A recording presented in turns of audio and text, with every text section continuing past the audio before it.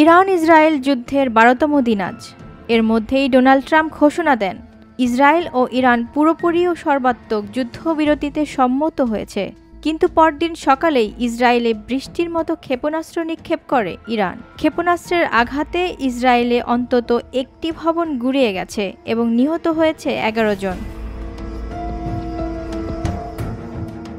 IDF জানায়, ২৪ June মঙ্গলবার সকালে ইরান থেকে ২ দফায় ইসরায়েলে ২টি ও ৪টি করে ক্ষেপণাস্ত্র নিক্ষেপ করা হয়। দ্বিতীয় দফায় একটি ক্ষেপণাস্ত্র বেয়ারশেবার একটি অ্যাপার্টমেন্ট ব্লকে আঘাত হানে।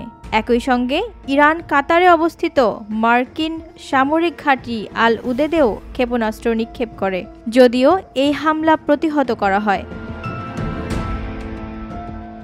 ইসরায়েলি প্রতিরক্ষা বাহিনী সামাজিক যোগাযোগ মাধ্যম এক্সে জানায়, ১ ঘন্টার মধ্যে এটি তৃতীয়বারের মতো ক্ষেপণাস্ত্র হামলা, যার ফলে সাধারণ মানুষকে আশ্রয় কেন্দ্রে সরিয়ে নেওয়া হচ্ছে।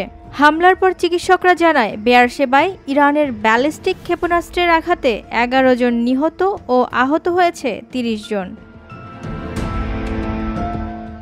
এদিকে ইরানের রাষ্ট্রীয় টিভি চ্যানেল IRINN জানায়, হামলার পরই যুদ্ধবিরতি ঘোষণা করা হয়।